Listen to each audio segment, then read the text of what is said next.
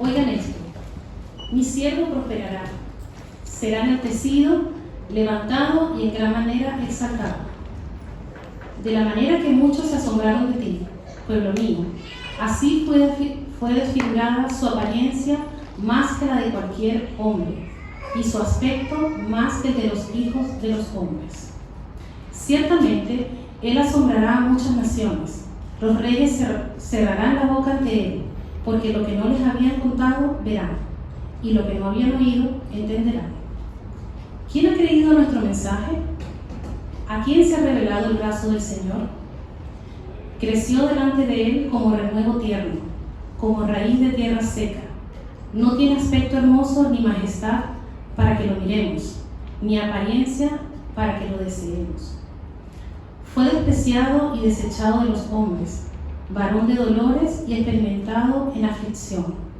Y como uno de quien los hombres esconden el rostro, fue despreciado y no lo estimamos.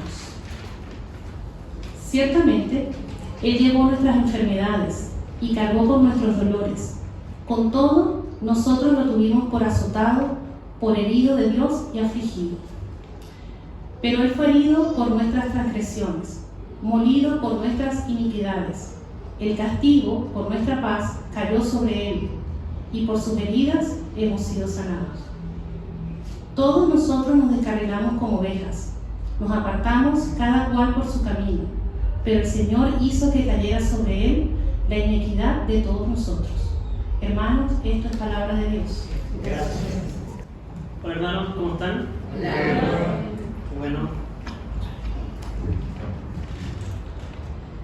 ¿Se ha escuchado de Jesús alguna vez? Probablemente se habrá conocido como el Salvador de los pecadores, el Redentor que murió crucificado para el perdón de los pecados de todos sus escogidos.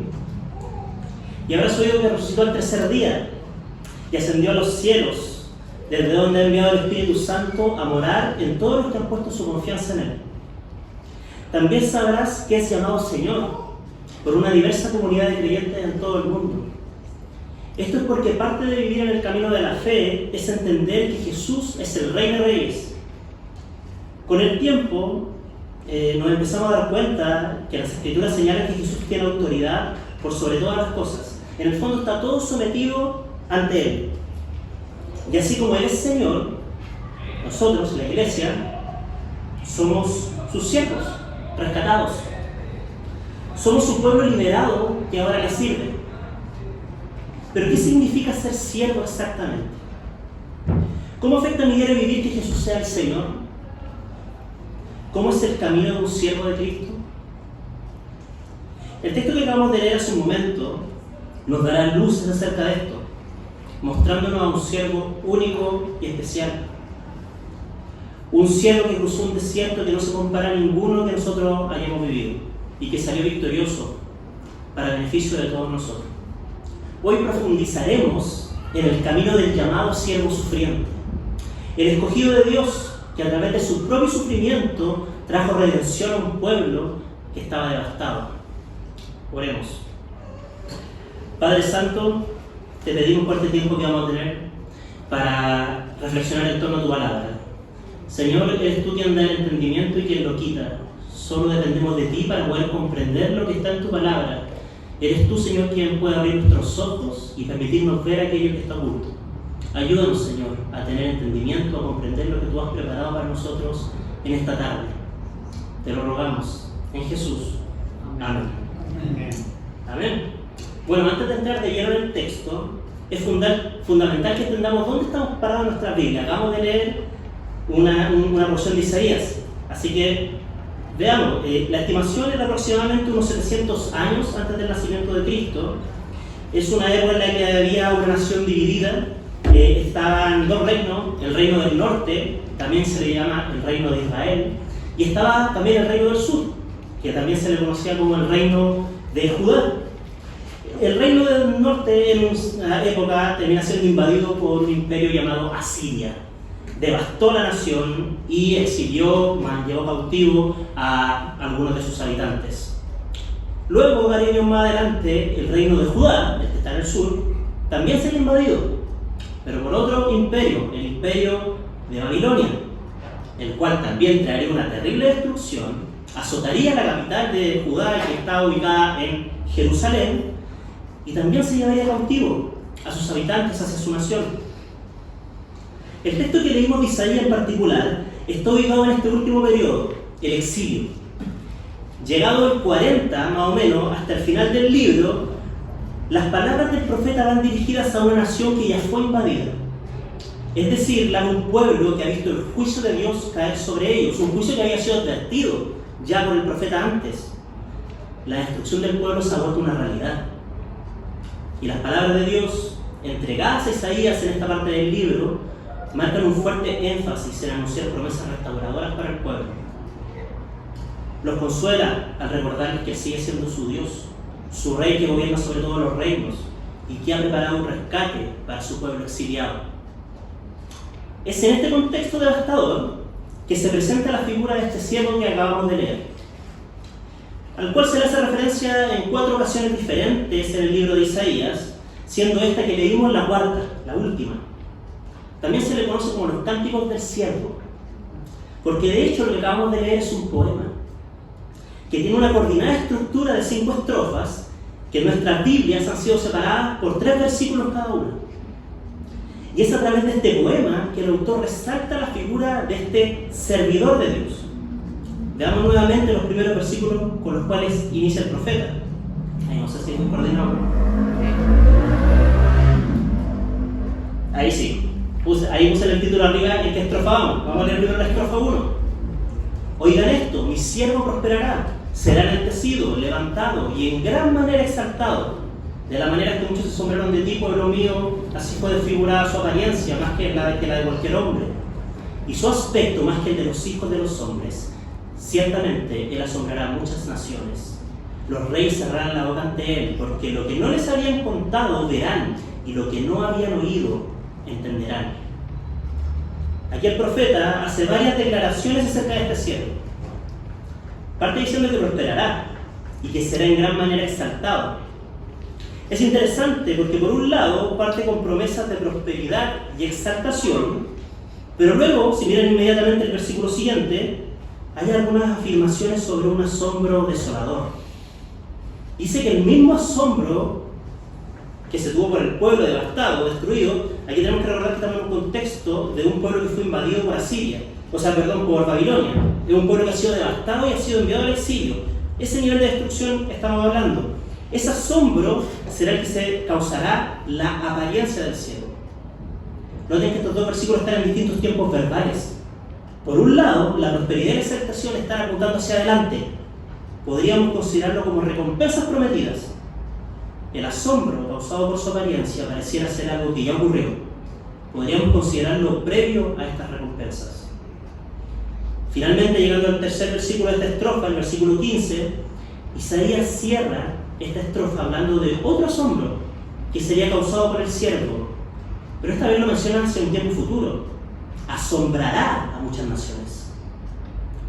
No lo asocia a su apariencia desfigurada, sino más bien lo relaciona con un asombro causado por ver y entender algo nunca antes conocido, a tal punto que causaría silencio absoluto de los reyes de la tierra, como quien se encuentra ante alguien de mayor autoridad. Es difícil imaginar un asombro de ese nivel. ¿Qué clase de entendimiento podría causar ese nivel de asombro en muchas naciones? Es difícil dimensionarlo, pero podemos intentarlo. Les voy a hablar de la siguiente pregunta. ¿Alguna vez se han emocionado hasta las lágrimas porque despertaron en la mañana y vieron claramente el techo que estaba sobre ustedes? Probablemente la mayoría no. La razón es obvia. No es para nada emocionante mirar el techo en la mañana cuando despertamos. Pero ¿qué pasaría si hubieran sido ciegos toda la vida, de nacimiento? Y a sus 70 años abren sus ojos una mañana y lo que antes era solo un fondo oscuro se transforma en un hermoso techo blanco. La ceguera salió. Probablemente la mayoría aquí se emocionaría de mirar ese simple techo.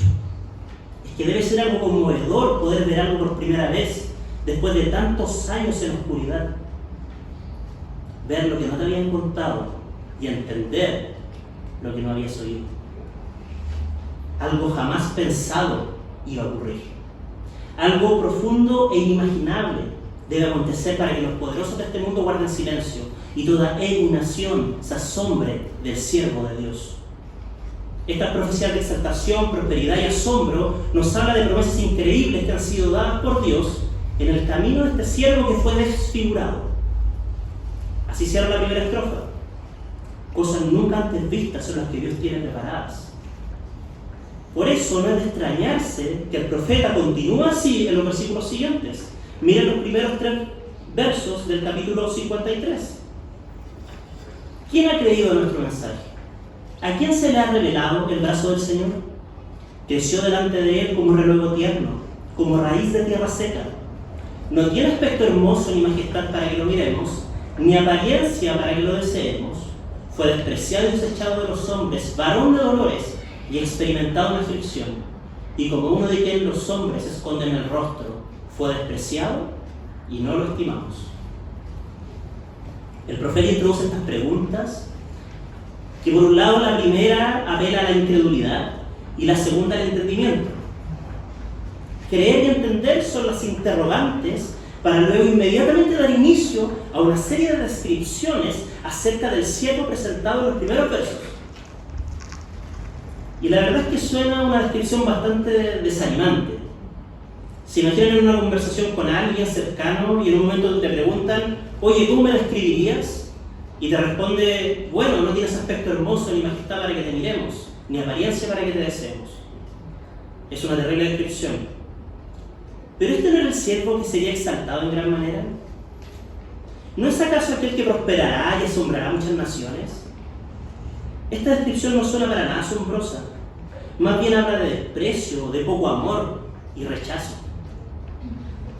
Claramente nos entrega un primer aspecto acerca de cómo es el camino de este siervo que se nos está describiendo hacia la exaltación y la prosperidad. Es un camino que va acompañado de dolor. Recordemos que estas palabras están siendo dadas a un pueblo exiliado. Vimos hace un momento que el profeta compara el rostro desfigurado del siervo con la devastación del pueblo. Hay un vínculo que está tratando de conectar entre el siervo y el pueblo, entre el dolor y el desprecio que recibió este servidor, con el dolor y el desprecio de una nación humillada por la destrucción. Ese sería el cierre de la segunda estrofa del poema. Un escenario bastante crudo es aquel que se le ha dado al siervo. No es cualquier siervo, es un siervo que sufre. Pero esta agonía sigue en aumento hacia la siguiente estrofa. Tras describir este dolor llegamos al corazón del poema, la parte central. Se partió introduciendo las recompensas que están preparadas para el siervo, y luego pareciera que empieza a describir el camino que tuvo que pasar para llegar hasta ahí: dolor y desprecio del pueblo.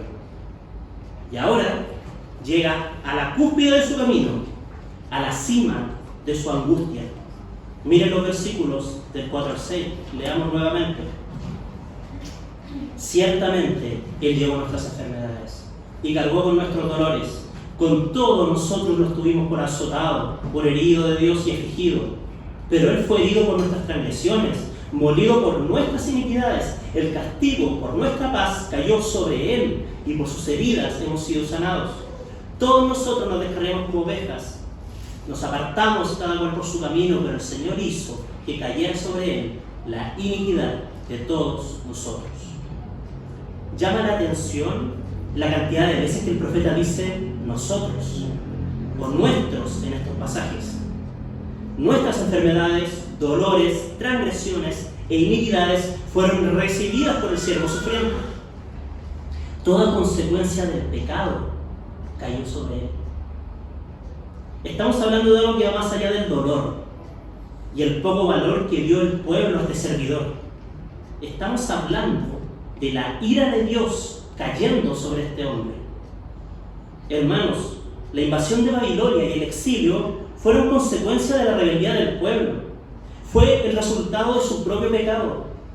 Es cierto que Dios tuvo control en esta situación en todo momento, pero eso no nos quita el hecho de que el pueblo estaba recibiendo las consecuencias de su propio pecado. La soberanía de Dios no quita la responsabilidad del ser humano. El pueblo era culpable y merecía el juicio. Pero lo sorprendente es que vemos acá que el castigo divino termina cayendo sobre el siervo en lugar del pueblo. Fue el sustituto. La vida de este siervo fue el precio para que el pueblo entrara en un estado de paz con Dios. Iglesia, lo que estamos viendo aquí es lo que conocemos como gracia. El pueblo está recibiendo una paz con Dios que no se merece. Está recibiendo un enorme regalo gracias a este sustituto que se sacrificó por ellos.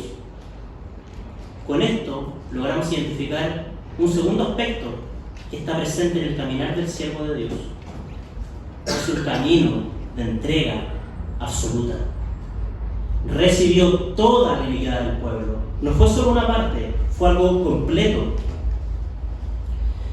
Suena terrible lo que le ha tocado vivir, pero lo que no deja de sorprender es la actitud de este hombre al pasar por todo lo que hemos leído. Porque me imagino que alguna vez les ha pasado que por el error de otros se tienen que hacer cargo de algo que no les correspondía. Cuando tienen que vivir la situación de tener que pagar el precio de algo que no era propio, un error de otro que termina salpicándonos a nosotros. Es horrible. Si te ha pasado algo así, ¿qué ha salido de tu boca ante tal situación? Debo reconocer que en mi caso ha salido queja y he puesto resistencia de tener que hacerlo. Y es algo completamente esperable, es lo más lógico. Es difícil no quejarse cuando estamos ante una injusticia que te perjudica directamente. Bueno, este hombre del que estamos leyendo no dijo ni una sola palabra. En silencio se hizo cargo de la aflicción no merecida. La cuarta estrofa destaca la actitud que tuvo el siervo que estaba siendo afligido. Mire lo que dice los versículos siguientes. Fue oprimido y afligido, pero no abrió su boca. Como cordero que es llevado al matadero y como oveja que ante sus trasquiladores permanece muda, él no abrió su boca. Por opresión y juicio fue quitado. Y en cuanto a su generación, ¿quién tuvo en cuenta que él fuera cortado de la tierra de los vivientes? Por la transgresión de mi pueblo a quien correspondía la herida. Se dispuso con los impíos su sepultura, pero con el rico fue su muerte, aunque no había hecho violencia ni había engaño en su boca. Qué actitud más admirable, un siervo completamente sometido a la voluntad de Dios. A este siervo lo humillaron, lo maltrataron y lo asesinaron. Además recibió el juicio que debía caer sobre el pueblo y simplemente guardó silencio. De esto aprendemos otro elemento del camino del siervo. Es un camino que se enfrenta con una actitud reverente. No podemos olvidar que se está describiendo a alguien dedicado al servicio. Es un siervo, alguien que se dispone a obedecer sin queja alguna a quien se ha dispuesto a servir. En completa sujeción, como cordero el matadero fue cortado de la tierra de los vivientes. Esta actitud nos puede llegar a incomodar un poco porque parte de nuestra naturaleza caída es el querer rebelarnos. Los hijos con los padres, los trabajadores con sus jefes, o los ciudadanos con sus gobernantes.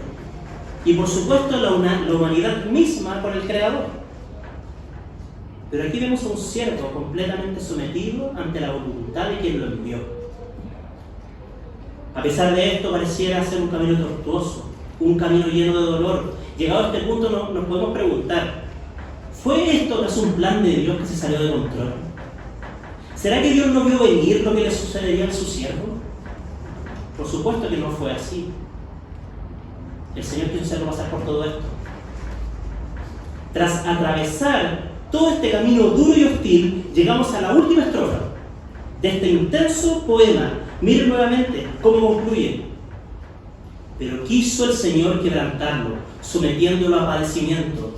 Cuando Él se entregue a sí mismo como ofrenda de expiación, verá su descendencia, prolongará sus días, y la voluntad del Señor en su mano prosperará. Debido a la angustia de su alma, Él lo verá y quedará satisfecho. Por su conocimiento, el justo, mi siervo, justificará a muchos y cargará la iniquidad de ellos. Por tanto, yo le daré parte con los grandes, y con los fuertes repartirá despojos, porque derramó su alma hasta la muerte, y con los transgresores fue contado. Llevó el pecado de muchos e intercedió por los transgresores. El Señor quiso hacer hacerlo padecer de esta manera. Lo dice al principio de estos versos.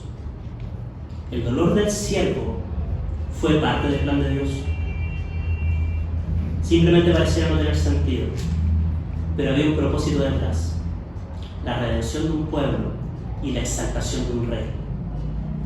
En el momento de su más terrible sufrimiento, ahí siendo la ofrenda de expiación por el pueblo, sería también el cumplimiento de su difícil misión.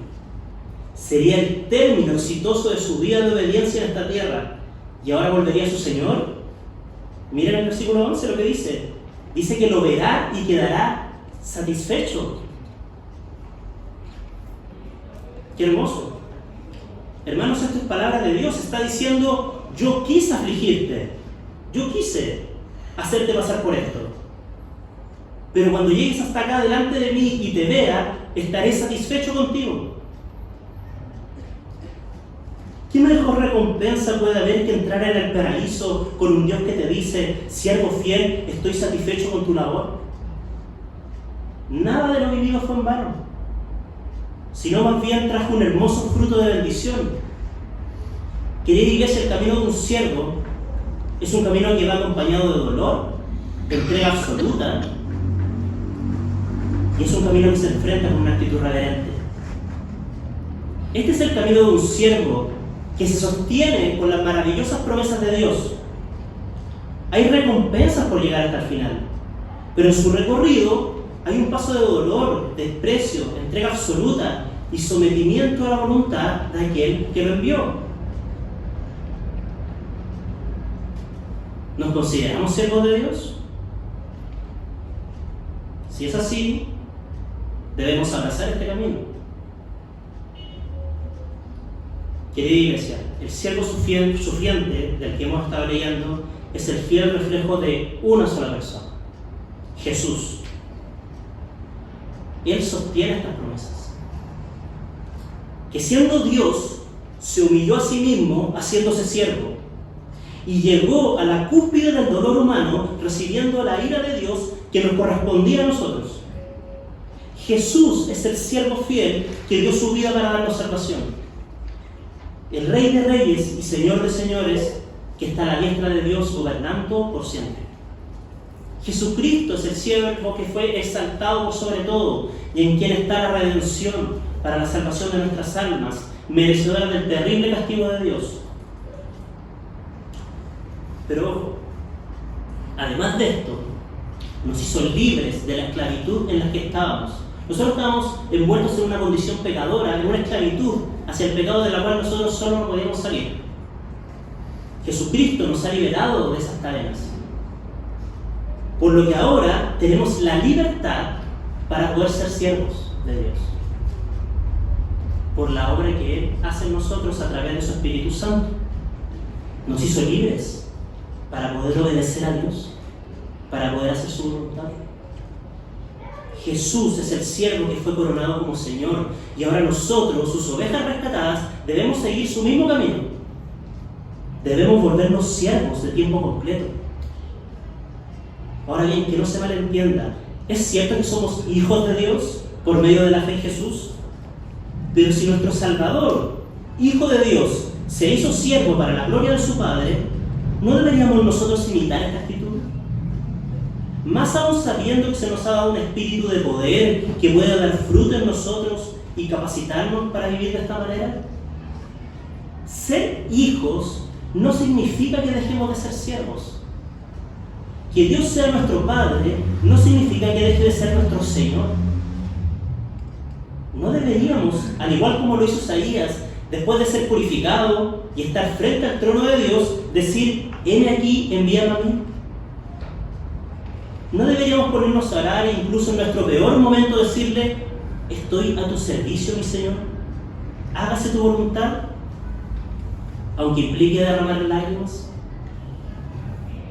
Hemos sido llamados a ser siervos fieles de Cristo, y esto debería impactar en cada área de nuestra vida. Debemos examinarnos a nosotros mismos y preguntarnos: ¿vivimos como siervos en nuestros hogares? ¿Somos siervos en nuestra iglesia? ¿Qué hay de nuestro entorno? ¿Actuamos como siervos en todos los contextos, como el trabajo o con nuestros amigos? ¿O más bien esperamos a ser servidos? Nos consideramos reyes. El camino de un siervo no siempre es fácil. Por eso Dios nos ha dado promesas en su palabra y a su Espíritu Santo para ayudarnos a mantenernos firmes y seguir avanzando. Pero para que estas promesas puedan sostenernos, debemos conocerlas. Debemos sumergirnos en las Escrituras y conocer estas promesas que se cumplen en Cristo. Y por supuesto, debemos creerlas, confiar en ellas. Porque, hermanos, debemos ser conscientes de esto. El día de dolor llegará. Tocará a nuestra puerta otra vez. Y será el Espíritu Santo el que nos mantendrá de pie y nos recordará hacia dónde vamos y cuál es la razón por la que estamos aquí. Nos recordará que la voluntad de Dios es buena y perfecta. Pongamos la mirada en aquel que ya forjó el camino, nuestro Señor Jesús, y avancemos hacia la meta con confianza en nuestro Dios, porque sus promesas son seguras. Es necesario que a través de muchas tribulaciones entremos en el reino de Dios. Pero nuestro Señor es fiel y cumplirá sus promesas. Los contrastes de la vida pueden ser difíciles. Pero al final, hermanos, veremos la belleza de esta obra maestra dibujada por Dios, con distintos colores. Amada familia en Cristo, todo lo que nos toque vivir en este mundo le dará una gloria enorme a Dios. Cada uno de nosotros, con sus historias únicas y especiales, pero avanzando juntos en un mismo camino y en un mismo espíritu. Por eso debemos ser una familia que se acompaña y se anima en este caminar.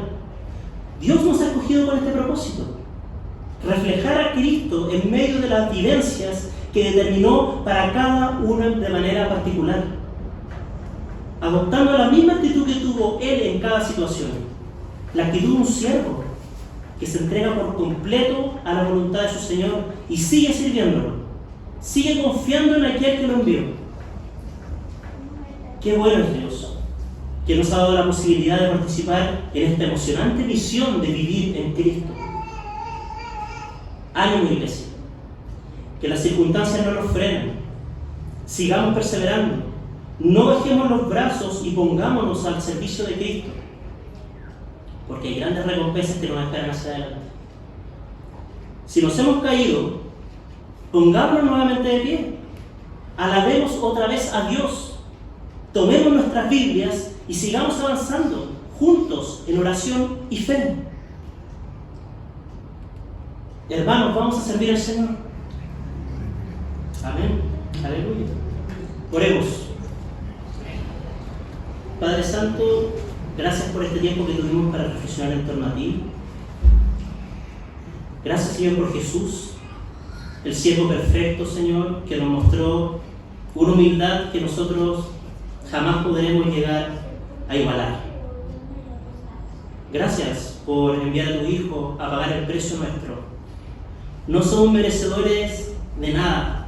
Sin embargo, tú en tu amor y tu misericordia por nosotros nos has dado el regalo de ser siervos para ti, de ser llamados hijos y ser parte de tu familia. Señor, ayúdanos a tener un cambio, a seguirte, a confiar en tu voluntad, y aunque los momentos se pongan dolorosos y difíciles, a recordar que tú nos sostienes, que tú nos tomas de la mano y nos ayudas a enfrentar cualquier situación. En ti confiamos, de ti dependemos y queremos aferrarnos a tus promesas todos los días. Te rogamos por este tiempo, Señor, y por lo que se viene hacia adelante, que tú, Señor, puedas ser nuestra única esperanza, que tú, Señor, puedas ser quien nos muestre el camino todos los días. Te lo pedimos, Padre, en Jesús. Amén. Amén.